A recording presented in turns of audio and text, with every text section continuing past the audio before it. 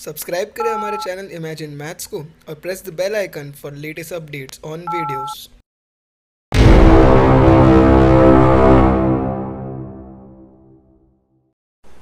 Hello mathematician, मेरा नाम है गौरव। तो चलिए शुरू करते हैं। तो अभी तक हम लोग ने मीन का फर्स्ट मेथड जो कि था डायरेक्ट मीन मेथड, उसके फॉर्मूला देख लिए और उसके दो सम्स भी हम लोग ने एक्सरसाइज में से सॉल्व करके देख लिया। तो आज जो हम लोग देखने वाले हैं वो है मीन का सेकंड टाइप जो कि है एज्यूम मीन मेथड, जिसे हम लोग शिफ्ट ऑफ ओरिजिन मेथड भी कहते हैं। अगर आपने मेरा इसके पहले वाला वीडियो नहीं देखा है तो पहले वो वीडियो देख लीजिए, क्योंकि उसके ही बेसिक्स आगे हर एक एक्सरसाइज में यूज होते चले जाएंगे। क्योंकि हर एक मीन जो है एक दूसरे से कनेक्टेड है, क्योंकि हाफ ऑफ द पार्ट्स पिछले मीन का अगले मीन में यूज होने वाला है। तो let's roll the intro and then start with the lecture.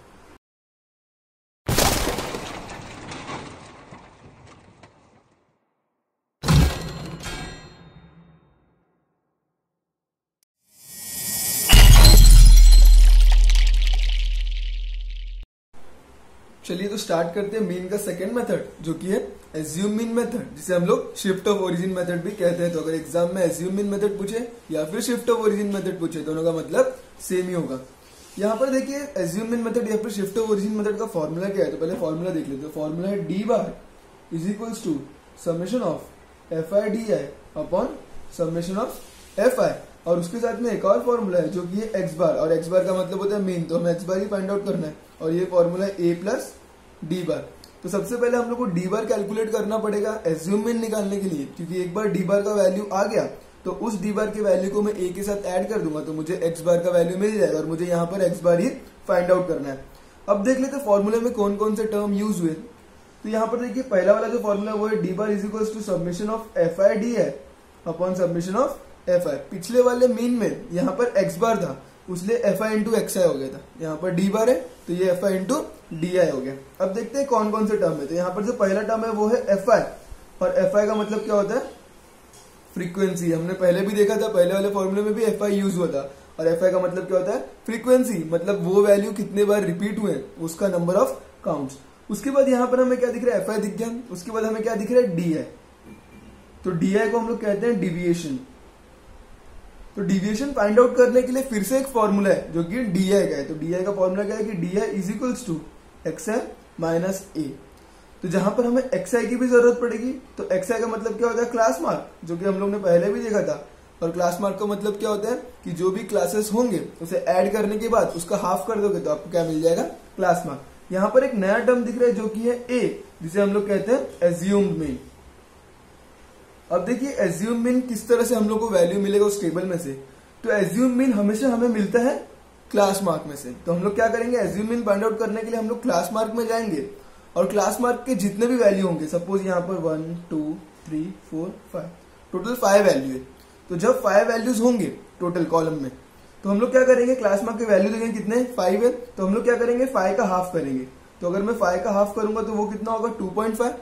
मगर मेरा 2.5 कोई पोजीशन होता नहीं है, तो मैं क्या करूंगा 2.5 के आगे अगला पोजीशन कौन सा होता है जो कि इंटीजर्स का होता है। तो 2.5 के आगे क्या आता है 3 आता है। तो मैं ऊपर से थर्ड वाले नंबर को एज्यूम मीन मान लूंगा। अगर सपोज ये तो हो गए ऑड के लिए, ऑड में ऐसा हो गया अगर सपोज 7 वैल्यू होता है तो 7 का आता है 3.5, 3.5 का अगला पोजीशन क्या होता है 4, तो हम लोग आगे ऊपर से फोर्थ पोजीशन को एज्यूम मीन बना देते। अगर ये वैल्यू इवन होता, सपोज 6 वैल्यू होते, तो मैं क्या करता 6 का हाफ कितना होता है 3। तो हम लोग यहाँ पर थर्ड वैल्यू को एज्यूम मीन बनाएंगे। इसमें हम लोग क्या कर रहे थे 2.5 का अगला पोजीशन जा रहे थे 3, तो यहाँ पर 3 का अगला पोजीशन क्या होगा 4, तो हम लोग ऊपर से फोर्थ वाले वैल्यू को एज्यूम मीन बना देंगे। तो इस तरह हमें एज्यूम मीन भी मिल जाएगा। एक बार एक्स आई मिल गया ए मिल गया, हम लोग एक्स आई माइनस ए करेंगे तो हमें डी आई मिल जाएगा। डी आई का मतलब होता है डिविएशन। एक बार डी आई आएगा तो हम लोग उसको फ्रीक्वेंसी के साथ मल्टीप्लाई कर देंगे तो हमें एफ आई डी आई आ गया। एफ आई तो हमारे पास है क्योंकि क्वेश्चन में दिया रहता है, तो हम फ्रीक्वेंसी को ऐड कर देंगे तो हमें समेशन ऑफ एफ आई मिल जाएगा। दोनों को डिवाइड कर देंगे तो हमें डी बार मिल जाएगा, और लास्ट फॉर्मूले में डी बार के वैल्यू और ए के वैल्यू को सब्स्टिट्यूट कर दोगे तो एक्स बार मिल जाएगा। तो यहाँ पर जो ये वाला साइन है ये मैंने पहले भी बताया था, इसका मतलब क्या होता है समेशन, मतलब वो वाले जितने भी वैल्यू उन सारे वैल्यूज को क्या करना है मुझे एडिशन। एक बार फिर से देख लीजिए। हम लोगों ने देखा मीन का सेकंड मेथड जो कि था एज्यूम मीन, या फिर जिसे हम लोग शिफ्ट ऑफ ओरिजिन मेथड भी कहते हैं। यहाँ पर जो फॉर्मूला है वो है D bar is equals to submission of F I D I upon submission of F I, और उसके साथ X bar is equals to A plus D bar. मतलब यहाँ पर दो फॉर्मूले यूज हुए। हमें एक्स बार कैलकुलेट करना है क्योंकि एक्स बार का मतलब ही होता है मीन। यहाँ पर एक्स बार का फॉर्मूला ए प्लस डी बार, इसलिए हमारे पास डी बार का वैल्यू भी होना चाहिए जो फर्स्ट वाले फॉर्मूले से मिल जाएगा। अब देखिए फर्स्ट वाला formula D bar equal to summation of F I D I upon summation of F I, जिसमें एफ आई का मतलब होता है फ्रीक्वेंसी जो हमने देख लिया। उसके बाद जो अगला वाला है वो है डी आई, डी आई का मतलब होता है डिविएशन, और डिविएशन किस तरह से मिलेगा उसके लिए एक फॉर्मूला है, तो वो फॉर्मूला क्या है, एक्स आई माइनस ए। मतलब डिविएशन कैलकुलेट करने के लिए मेरे पास एक्स आई भी होना चाहिए, मेरे पास ए भी होना चाहिए। जब ये दोनों वैल्यू आ जाएगा मैं उन्हें सब्ट्रैक्ट करूंगा तो मुझे डी आई मिल जाएगा। तो ये दोनों वैल्यू पहले मुझे कैलकुलेट करना होगा। तो एक्स आई किस तरह से कैलकुलेट होगा, एक्स आई का मतलब होता है क्लास मार्क। तो जो भी क्लास इंटरवल्स होंगे मैं उन्हें ऐड करके उसका हाफ कर दूंगा तो मुझे क्लास मार्क मिल जाएगा। अब ए के लिए कौन सा फंडा है कि ए के लिए सबसे पहले देखने का कितने वैल्यूज दिए गए। तो अगर वैल्यूज 5 दिए होंगे तो 5 का आधा कितना होता है 2.5, तो 2.5 कोई पोजीशन होगा नहीं, तो हम लोग उसका अगला पोजीशन को एज्यूम मीन मान लेंगे। तो 2.5 नहीं होगा तो अगला पोजीशन क्या होगा 3, तो हम लोग 3 को एज्यूम मीन मान लेंगे। अगर वैल्यूज इवन में होंगे तो 6 का हाफ कितना होता है 3, तो हम लोग थर्ड को नहीं उसके अगले पोजीशन को ही मानेंगे, तो फोर्थ पोजीशन को एज्यूम मीन मान लेंगे। अगर 8 होता तो 8 का हाफ कितना होता 4, तो 4 का अगला पोजीशन क्या था 5, तो हम लोग 5th को मान लेते। अगर यहाँ पर 9 वैल्यूज होते तो 9 का हाफ कितना होता है 4.5, तो हम लोग 4.5 को नहीं अगले पोजीशन को ही एज्यूम मीन मानेंगे, तो हम लोग 5th पोजीशन को एज्यूम मीन मान लेते। तो इस तरह से हम लोग एज्यूम मीन मान लेंगे। उसके बाद सब्ट्रैक्ट करने पे हमें डी आई मिल जाएगा। एक बार डी आई मिल गया, हमारे पास एफ आई भी है, हम लोग दोनों को मल्टीप्लाई करेंगे, हमें एफ आई डी आई मिल जाएगा। एफ आई डी आई को ऐड करेंगे तो हमें summation of F I D i मिल जाएगा। एफ आई तो हमारे पास है तो हम सबको ऐड कर देंगे तो समेशन ऑफ एफ आई मिल जाएगा। फिर दोनों को डिवाइड कर देंगे तो हमें डी बार मिल जाएगा, और इस डी बार को यहाँ पर ए के साथ ऐड कर देंगे। तो ए मतलब क्या था एज्यूम मीन जो हमने माना था, तो एज्यूम मीन प्लस डी बार कर लेंगे तो हमें एक्स बार मिल जाएगा। तो इस तरह हमें मीन का सेकंड मेथड सॉल्व करना है जो कि है एज्यूम मीन या फिर शिफ्ट ऑफ ओरिजिन मेथड।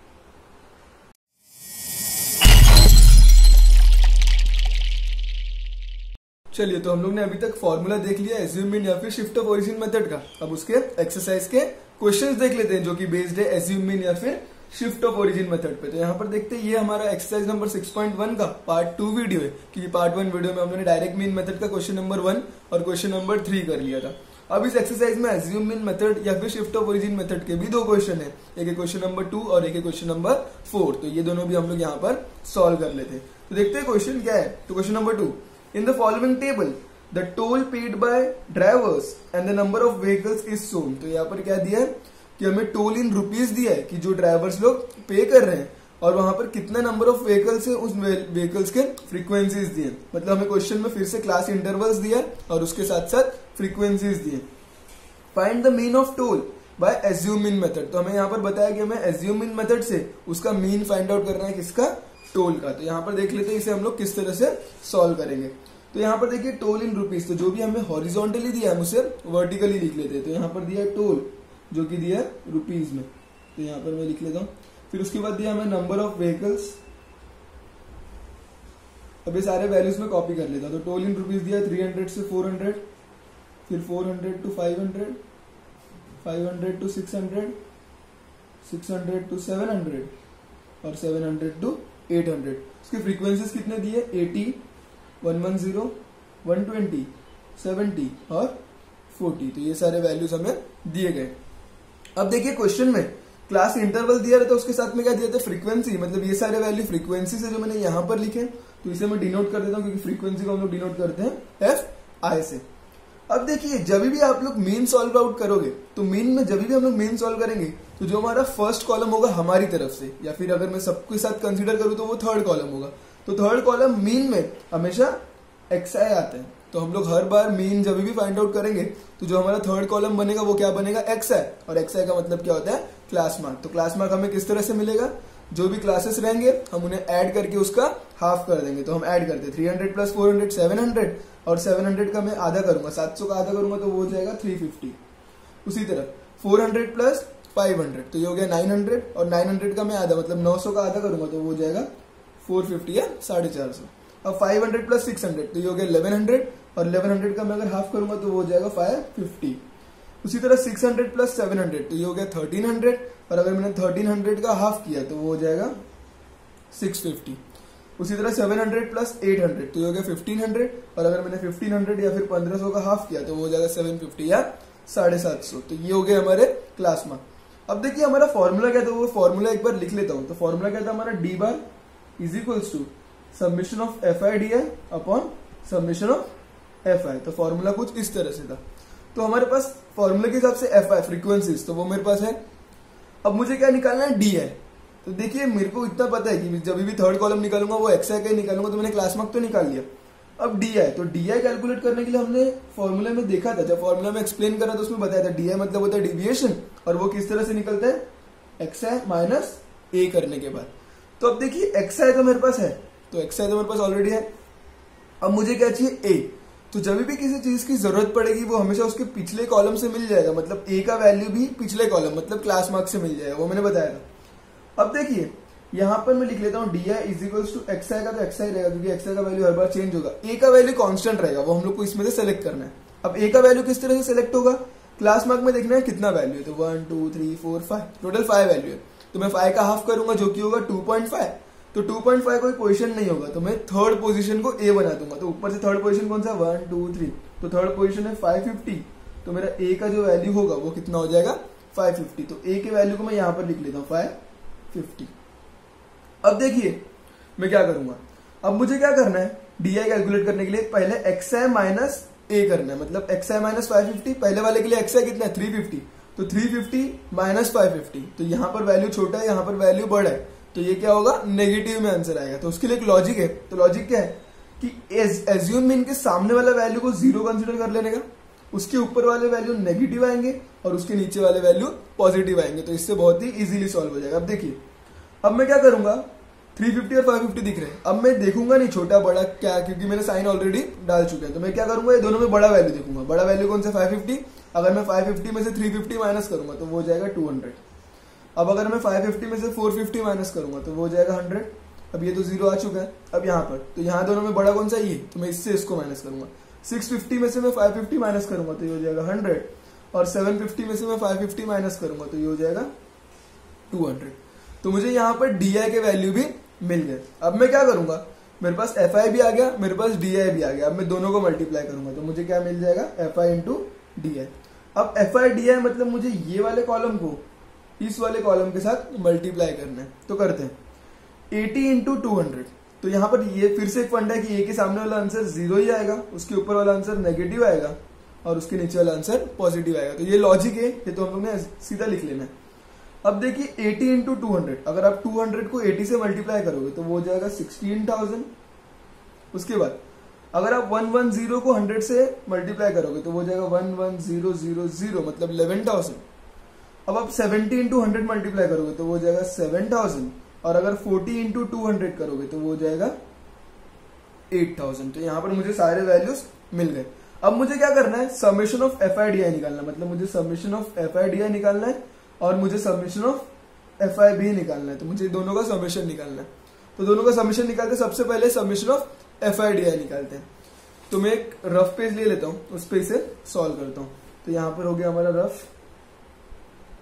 अब देखिए मैं क्या करूंगा, मुझे ये वैल्यू का समेशन निकालना है। तो ये वैल्यू का समेशन किस तरह से निकला, देखिए इसमें कुछ नेगेटिव वैल्यूज भी है और इसमें कुछ पॉजिटिव वैल्यूज भी है। तो मैं इसे किस तरह से निकालूंगा, सबसे पहले मैं नेगेटिव वैल्यू को ऐड करूंगा। तो 16,000 और 11,000 मैं दोनों को ऐड करूंगा। तो 16 11 कितना होता है, 27। तो ये जाएगा 27,000 और मैंने नेगेटिव वैल्यू को ऐड किया, उसलिए मैं यहाँ पर साइन दूंगा नेगेटिव। अब मैं क्या करूंगा, 0 को छोड़ दूंगा। अब मैं पॉजिटिव वैल्यू को ऐड करूंगा। तो 7 + 8 ये हो गया 15,000। तो यहाँ पर मैं लिख दूंगा 15,000। मैंने क्या किया, पहले नेगेटिव वैल्यू को ऐड करके यहाँ पर नेगेटिव का साइन देके लिख दिया। अब मैंने पॉजिटिव वैल्यू को ऐड करके पॉजिटिव का साइन दे दिया। अब देखिए दोनों में बड़ा कौन सा है, दोनों में बड़ा कौन सा है, नेगेटिव, मतलब साइन आएगा नेगेटिव का, और एक है नेगेटिव एक है पॉजिटिव, मतलब प्लस माइनस यहाँ पर माइनस होने वाला है। अगर मैं 27,000 में से 15,000 माइनस करूंगा तो वो हो जाएगा -12,000। कुछ डाउट है एक बार फिर से देख लीजिए। सबसे पहले मैंने माइनस वाले वैल्यू को ऐड किया, तो -16,000 -11,000 तो ये हो गया -27,000। अब मैंने पॉजिटिव वैल्यू को ऐड किया, तो 7 + 8 15,000। तो यहाँ पर मैंने लिख दिया 15,000 उसके साइन के साथ। अब प्लस माइनस माइनस मतलब यहाँ पर माइनस होने वाला है, और बड़े वाले का साइन माइनस है, मतलब यहाँ पर माइनस आने वाला है। 27,000 - 15,000 दैट इज इक्वल्स टू -12,000। मतलब summation of F I D I कितना आएगा, -12,000। अब मैं क्या करूंगा, मैं समेशन ऑफ एफ आई भी कैलकुलेट कर लूंगा। तो समेशन ऑफ एफ आई देख लेते क्या आएगा।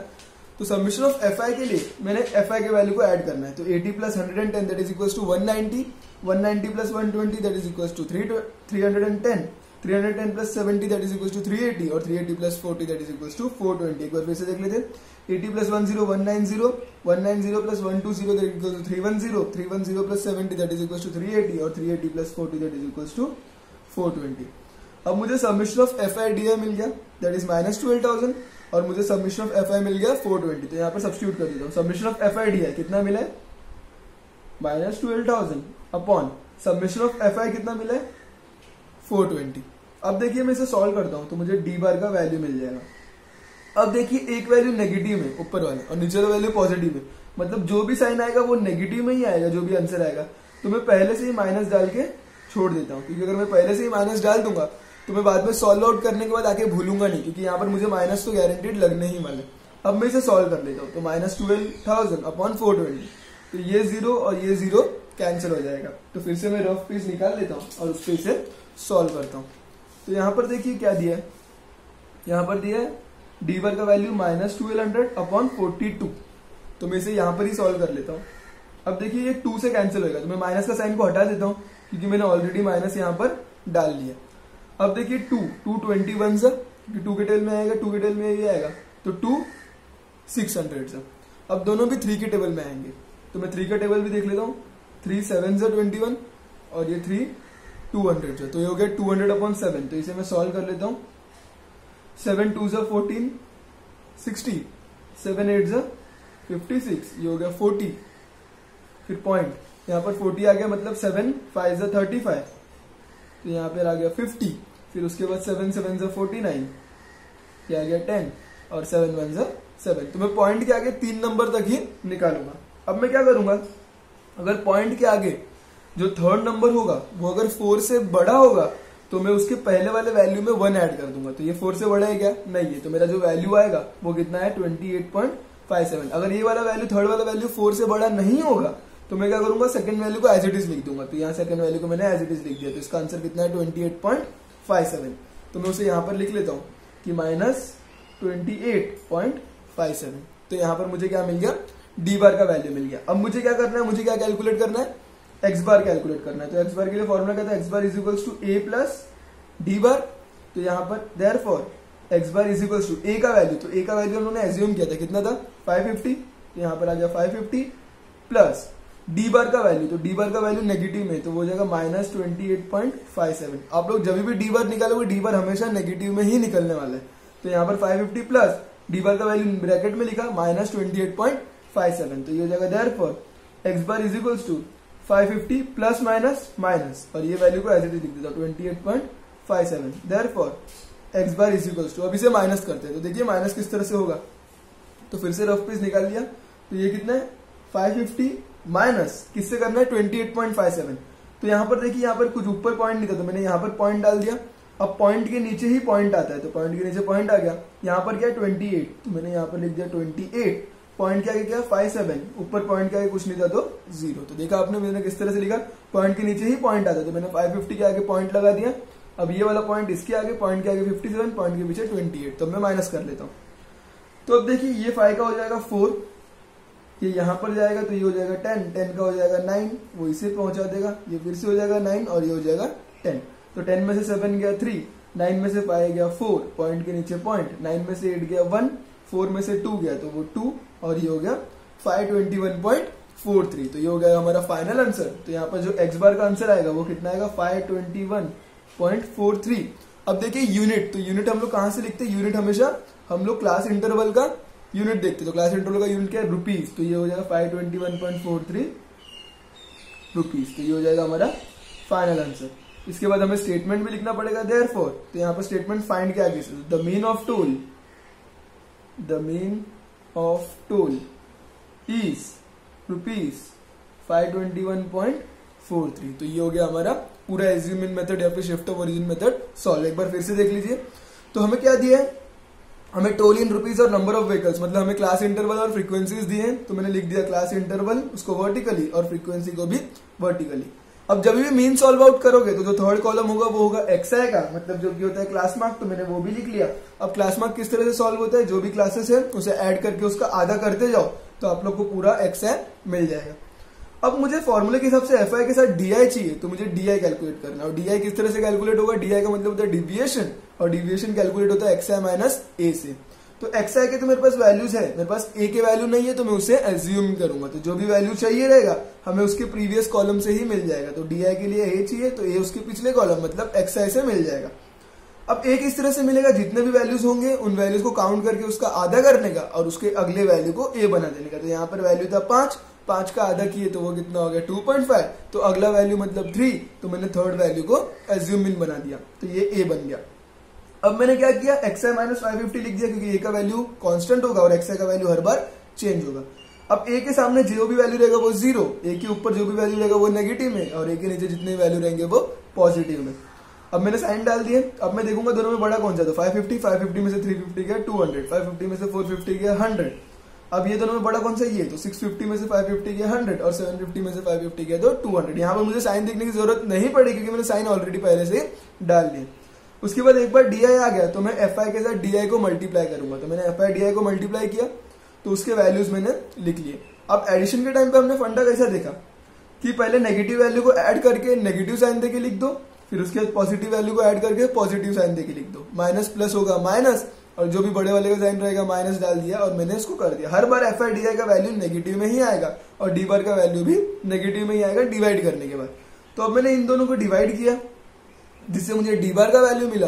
अब मुझे कैलकुलेट करना था एक्स बार, जिसका फॉर्मूला है ए प्लस डी बार। तो ये किस तरह से कैलकुलेट होगा, मैंने ए का वैल्यू डाल दिया जो मैंने एज्यूम किया था, प्लस डी बार का वैल्यू नेगेटिव में था तो ब्रैकेट में डाल दिया, प्लस माइनस माइनस, दोनों को माइनस किया तो मुझे एक्स बार का मिल दिया, और मुझे लास्ट को जो लाइन था वो भी लिख लिया, the mean of the toll is rupees 521.43 rupees. तो इस हिसाब से हमें एज्यूम मीन सॉल्व करना है, या फिर उसे हम लोग शिफ्ट ऑफ ओरिजिन मेथड भी कहते हैं। अब देखते हैं हम लोग एक और क्वेश्चन इसी के ऊपर, जो कि है एज्यूम मीन मेथड या फिर शिफ्ट ऑफ ओरिजिन मेथड। तो अगला क्वेश्चन क्या है, a frequency distribution table for the production of oranges of some farms owner is given below. तो यहाँ पर प्रोडक्शन ऑफ ऑरेंजेस दिया है और जो नंबर ऑफ फार्म ओनर्स काम करते हैं प्रोडक्शन के लिए तो उनके वैल्यूज दिया, नंबर्स दिया, मतलब फ्रीक्वेंसीज दिया। Find the mean production of oranges. तो हमें mean production of oranges find out करना है बाय एज्यूम मीन मेथड। तो यहाँ पर हमें बताया कि हमें एज्यूम मीन मेथड से ही सॉल्व करना है। तो देखिए ये किस तरह सॉल्व होगा, जो भी हॉरिजॉन्टली है हम उसे वर्टिकली लिख लेते हैं। तो यहाँ पर पहला क्या है, प्रोडक्शन। तो मैं यहाँ पर लिख लेता हूँ प्रोडक्शन, जो कि है 1000 रुपीज में, मैं वहां पर लिख लेता हूँ 1000 रुपीज। अब देखिए आगे क्या दिया, नंबर ऑफ फार्म ओनर्स, तो मैं वो भी लिख लेता हूँ नंबर ऑफ फार्म ओनर्स। अब उस ये वैल्यूज लिख लेते हैं। तो पहला वैल्यू 25 से 30, अगला वैल्यू है 30 से 35, उसका अगला वैल्यू 35 से 40, उसके बाद 40 से 45 और लास्ट वैल्यू है 45 से 50। उनके फ्रीक्वेंसीज भी दिए, तो 20, 25, 15, 10 और 10। तो मैंने उनके सारे फ्रीक्वेंसीज भी लिख लिए। अब देखिए ये जो फ्रीक्वेंसीज है इसे मैं एफ आई से डिनोट कर देता हूँ। मैं यहाँ पर एफ आई लिख लेता हूँ, फॉर्मूला यहाँ पर लिख लेता हूँ। फॉर्मूला क्या है, D Y is equals to submission of F I D I upon submission of F I. ये है पहला फॉर्मूला। अब देखिए मीन फाइंड आउट कर रहा हूं, तो मीन में मुझे क्या देखना है कि मेरा थर्ड कॉलम हमेशा क्या होगा, एक्स आई होगा। तो मैं यहाँ पर एक्स आई लिख लिया।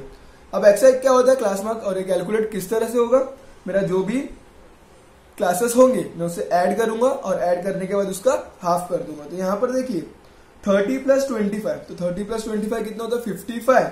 तो मैं यहाँ पर क्या करूंगा 55 का हाफ करूंगा। तो यहाँ पर देख लीजिए मैं एक का करके दिखा देता हूँ, उसके बाद में लिख लूंगा फटाफट। तो यहाँ पर 25 प्लस 30 ये कितना होगा 55। अब देखिए 55 का हाफ मतलब उसको 2 से डिवाइड करना पड़ेगा। तो 2 2 ज़ा 4, ये हो गया 1, ये हो गया 15, 2 7 ज़ा 14, ये हो गया 1, पॉइंट आ गया तो ये हो गया 0, और 2 5 ज़ा 10, मतलब पहला वैल्यू कितना आ गया 27.5। तो इसी तरह मुझे ऐड करना है और उसको 2 से डिवाइड करते जाना है, तो मुझे सारे एक्सआई मिल जाएंगे। तो मैं एक्सआई लिख लेता हूँ। तो 25 प्लस 30 ये हो गया 55, 55 का हाफ कितना होता है 27.5। अगला देखते हैं 30 प्लस 35, तो ये कितना हो जाएगा 65, और अगर मैं 65 का हाफ करूंगा तो वो हो जाएगा 32.5। उसी तरह 35 प्लस 40 ये हो गया 75, और 75 का हाफ हो जाएगा 37.5। उसी तरह 40 plus 45 that is equal to 85, और 85 का हाफ हो जाएगा 42.5। उसी तरह 45 प्लस 50 ये हो जाएगा 95, और 95 का जो हाफ होगा वो हो जाएगा 47.5। तो इसी तरह आपको इसे ऐड करना है और उसको 2 से डिवाइड करना है, जिससे हमें क्या मिल जाएगा, सारे एक्सआई के वैल्यूज मिल जाएंगे। अब देखिए मेरे पास एक्सआई आ गया, अब मुझे क्या करना है, एफ आई भी है मेरे पास, मुझे चाहिए डी आई। तो डी आई का मतलब क्या होता है, डी आई का मतलब होता है डेविएशन, जो कि निकलता है एक्स आई माइनस ए से, क्योंकि डी आई का formula x i minus a. अब देखिए ये किस तरह से रहेगा, d i equals to x i का वैल्यू तो हर बार चेंज होगा, मगर ए का वैल्यू चेंज होने वाला है क्या, नहीं होने वाला है। तो ए का वैल्यू हमें किस तरह से मिलेगा, तो ए का वैल्यू हमें किस तरह से मिलेगा हम लोग देखेंगे। ए का मतलब एज्यूम मीन, तो हम लोग यहाँ पर ए का वैल्यू चाहिए, तो हमें जो भी चीज चाहिए उसके पिछले कॉलम से मिल जाएगा। तो ए का वैल्यू भी उसके पिछले कॉलम मतलब एक्स आई से मिलेगा। तो एक्स आई में कितना वैल्यू 1 2 3 4 5, तो जितने भी वैल्यूज हैं उसे 2 से हाफ करो, तो 5 का हाफ कितना होता है 2.5। तो 2.5 कोई पोजीशन होगा नहीं, हम लोग उसके अगले पोजीशन को ही ए बनाएंगे। तो 2.5 का अगला पोजीशन क्या होता है 3, तो हम लोग थर्ड पोजीशन को क्या बना देंगे, ए बना देंगे। तो ये हो गया हमारा ए, तो ए कितना 37.5। अब मैं क्या करूंगा, मुझे पता है ए के सामने वाला आंसर 0, ए के ऊपर वाला आंसर नेगेटिव और ए के नीचे वाला आंसर पॉजिटिव होता है। अब मैं क्या करूंगा, ये दोनों में बड़े वैल्यू देखूंगा, तो बड़ा वैल्यू कौन सा 37.5। अगर मैं 37.5 माइनस 27.5 करूंगा तो वो कितना आएगा, तो एक कैलकुलेट करके देख लेते हैं। तो यहाँ पर है 37.5 माइनस 27.5, 5 में से 5 गया 0, 7 में से 7 गया 0, 3 में से 2 गया 1, तो ये हो गया 10.0। पॉइंट क्या गया, अगर 0 है तो लिखने की जरूरत नहीं है, तो उसका आंसर कितना आएगा 10। तो एक का मैंने कर लिया, अब बाकी मैं कैलकुलेट कर लेता हूँ। तो 37.5 माइनस 27.5, तो ये हो गया 10। उसी तरह 37.5 माइनस 32.5, तो ये हो गया 5। तो ये मैं डायरेक्टली लिख रहा हूँ, और मैं बड़े से छोटे को माइनस क्यों कर रहा हूँ, क्योंकि मैंने ऑलरेडी साइन डाल चुके हैं। अब यहाँ पर देखिए 42.5 माइनस 37.5, तो बड़ा कौन सा है ये, तो इससे अगर मैं ये माइनस करूंगा तो इसका आंसर कितना आएगा 5। ये दोनों में बड़ा कौन सा है ये, इससे अगर मैं ये माइनस करूंगा तो इसका आंसर कितना आएगा 10।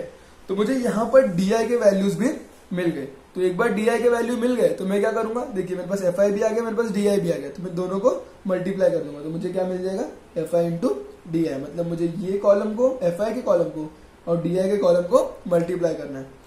तो देखिए फिर से वही फंडा है कि ए के सामने वाला आंसर 0, ऊपर वाला आंसर नेगेटिव और नीचे वाला आंसर पॉजिटिव आने वाला है।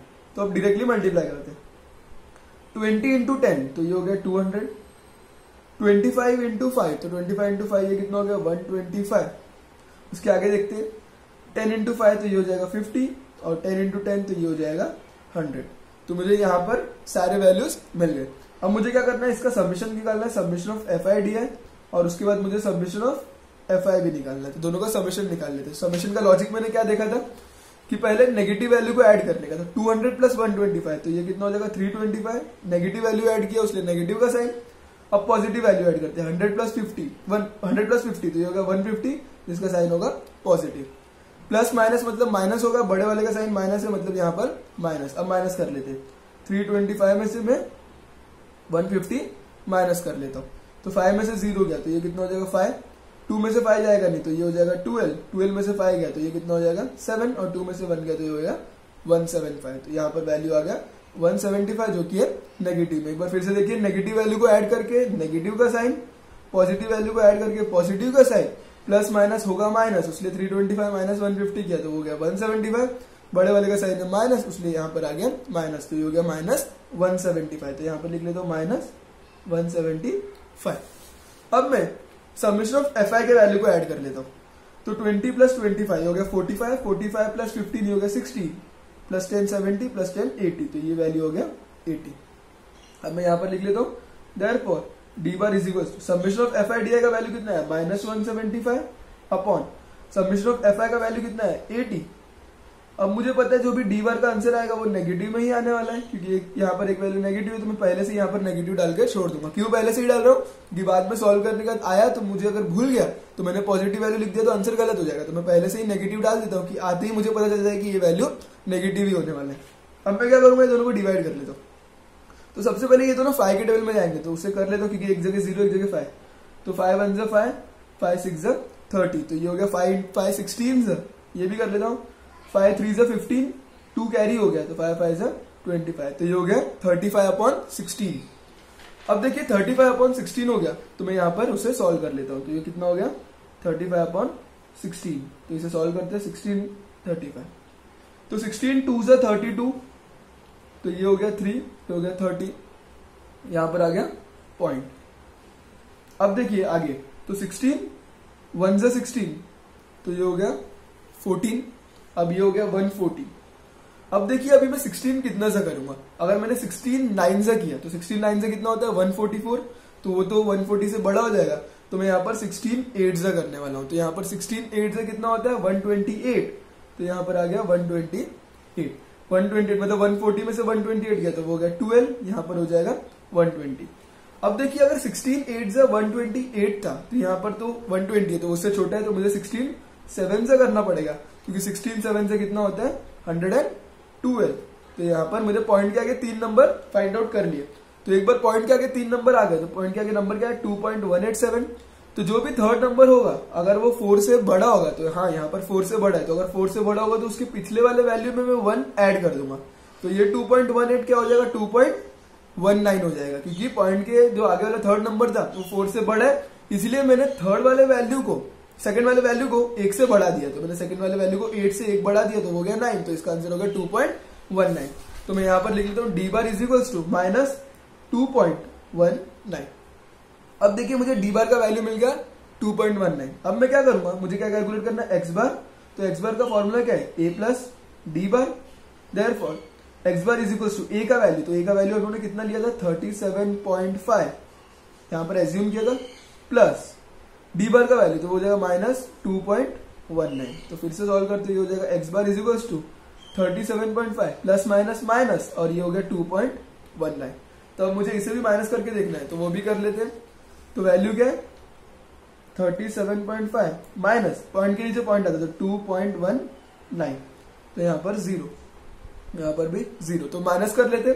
तो 0 में से 9 नहीं जाएगा, तो ये हो गया 4, ये हो जाएगा 10, 10 में से 9 गया 1, 4 में से 1 गया, ये हो गया 3, यहाँ पर आ जाएगा पॉइंट, 7 में से 2 गया, ये हो गया 5, और 3 में से 0 गया 3, तो ये हो गया 35.31। तो मुझे जो एक्स बार का वैल्यू मिला वो कितना मिला 35.31। अब देखिए 35.31 तो है, मगर यहाँ पर जो उसका यूनिट है वो क्या है 1000 रुपीज। तो यहाँ पर मुझे लिखना पड़ेगा 1000 रुपीज जो उसका यूनिट था। अब देखिए जो एक्स बार का फाइनल आंसर होगा वो क्या होगा। अब ये हो गया 35.31। अब तक हम लोग यहीं तक देखते थे कि 35.31 आया, जो भी यूनिट है वो लिखा, तो ये हमारा फाइनल आंसर हो गया। मगर यहाँ पर नहीं होगा, क्योंकि यहाँ पर डबल यूनिट दिए 1000 रुपीज, तो 1000 भी एक यूनिट है, रुपीज भी एक यूनिट है, तो मुझे उसे रुपीज में पहले कन्वर्ट करना पड़ेगा। अगर ये 1000 नहीं होता तो मेरा फाइनल आंसर यही हो जाता, मगर ये 1000 है तो मुझे इसे कन्वर्ट करना पड़ेगा रुपीज में। तो वो किस तरह से कन्वर्ट होगा 35.31 मल्टीप्लाई बाय ये 1000 से चेंज हो जाएगा, और ये रुपीज का रुपीज ही रहेगा। अब इसे सॉल्व करते हैं। तो therefore x bar is equal to, देखा हम लोगों ने यहाँ पर 1000 क्यों मल्टीप्लाई किया, क्योंकि यूनिट 1000 रुपीज था, हमें आंसर सिर्फ रुपीज में चाहिए, तो मैंने इस 1000 को कन्वर्ट करके 1000 लिख दिया और उसे उसके साथ मल्टीप्लाई कर दिया। अब 35.31 इंटू 1000, तो यहाँ पर देखिए ये कितना हो जाएगा। अब देखिए पॉइंट का कितना नंबर है 2, तो यहाँ पर 2 जीरो उस पॉइंट को हटा देंगे, तो जो एक जीरो बढ़ेगा वो यहाँ पर आ जाएगा, तो हो गया 35,310 रुपीज।